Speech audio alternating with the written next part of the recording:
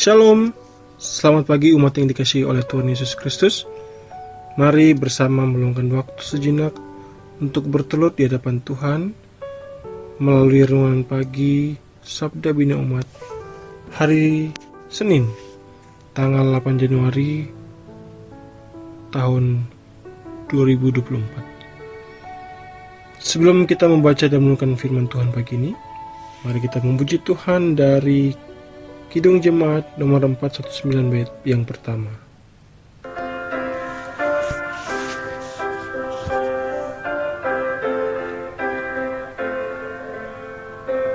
Yesus pimpinlah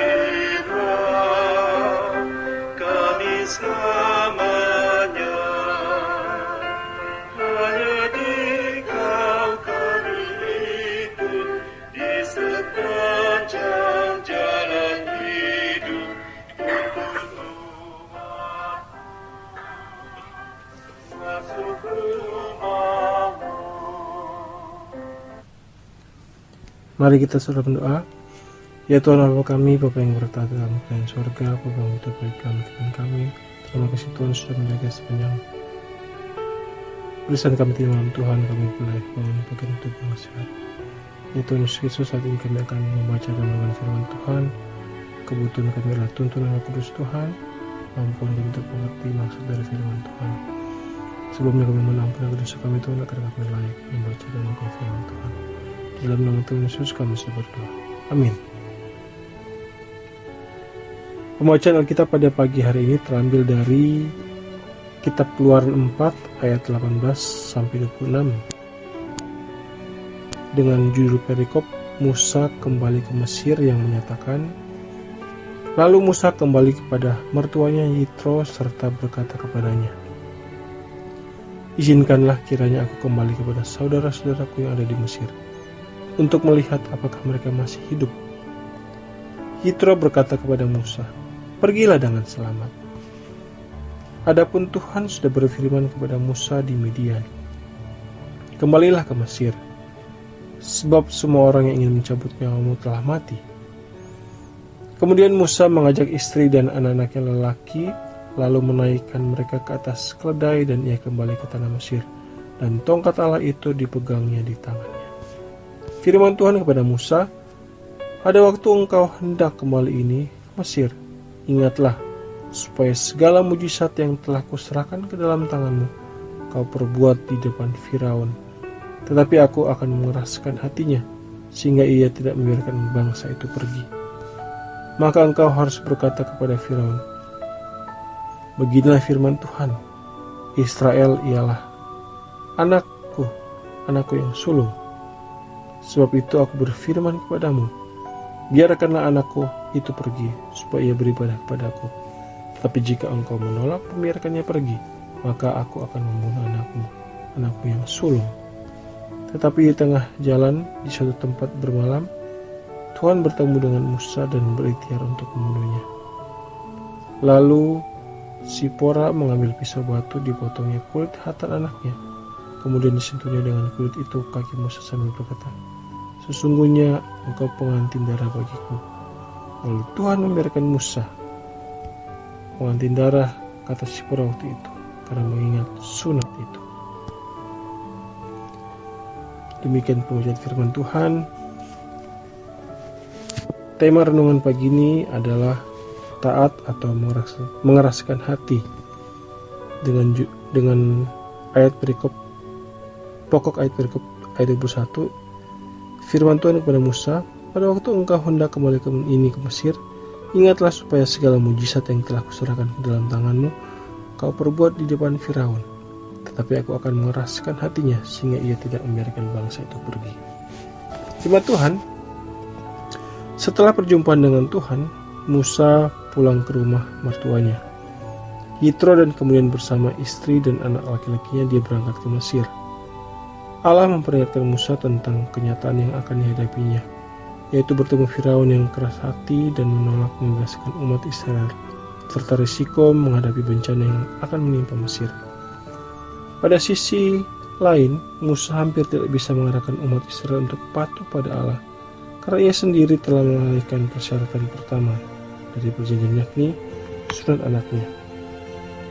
Tuhan mengirim Musa musibah yang nyaris merenggut nyawanya dengan tujuan menyadarkan Musa akan tanggung jawabnya untuk melakukan sunat perjanjian. Istrinya berhasil melakukan proses sunat perjanjian terhadap anaknya dan menorehkan darah ke kaki Musa. Pada akhirnya Tuhan batal menghukum Musa karena perbuatan sang istri yang menyelamatkannya. Tuhan mengingatkan Musa melakukan mujizat di depan Firaun saat berada di Mesir.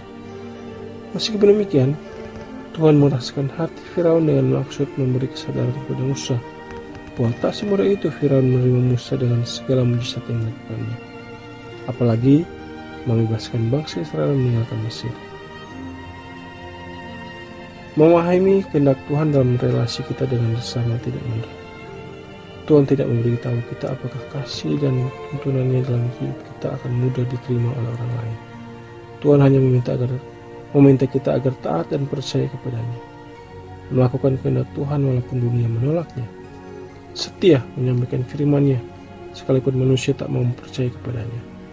Belajar dari sosok Musa yang mulai patuh pada Allah untuk meyakinkan Firaun sekalipun mengalami penolakan. Kita pun diingatkan untuk takut akan Tuhan dan jangan meraskan hati terhadap segala kebenaran firman-Nya. Amin. Umat yang terkasih, mari kita kembali memuji Tuhan dari Kidung Jemaat 419 bait yang ketiga.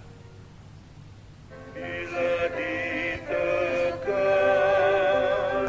duka dan beban bagi kami dan sesama, oh berilah ketabahan dan tunjukkanlah akhir yang cerah. Mari kita satu dalam doa. Ya Tuhan Allah Bapa kami, Bapa yang bertata dalam kerajaan surga, Bapa yang begitu baik dalam kehidupan kami. Kami bersyukur di kesempatan di pagi hari ini kami boleh membaca dan mendengarkan firman Tuhan lewat kitab Keluaran 4 ayat 18-26. Ya Tuhan Allah kami belajar dari sosok ketaatan Musa kepadamu, dan kiranya jauhilah kami dari perbuatan keras hati menolak firman-Mu. Ajarkan terus kami untuk terus membaca firman Tuhan, terlebih melakukannya dalam kehidupan kami sehari-hari. Terima kasih banyak Tuhan, terima kasih. Walaupun surga di pagi hari ini kami bersatu hati untuk melakukan sebagian keluarga jemaat GPB Hosiana. Kami berdoa untuk Bapak Karel J. Ngarbingan. Kami berdoa untuk keluarga Bapak Charles J. Ngarbingan. Kami berdoa untuk keluarga Bapak Dave Ngarbingan. Ya Tuhan, Engkau Maha Tahu. Tuhan mengenal setiap keluarga ini pribadi lepas pribadi. Terima kasih untuk berkat yang Tuhan selalu sediakan bagi keluarga ini, terlebih di tahun yang baru ini Bapa.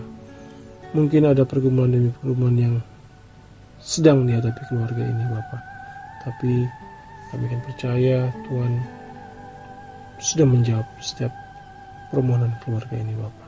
Kami mohon perkenan Tuhan, kasihanilah dan berkati terus keluarga ini ya Tuhan. Terima kasih dan terima kasih. Saat ini kami juga bersatu hati mendoakan Pelkat Persekutuan Kaum Perempuan Jemaat GPB Hosiana.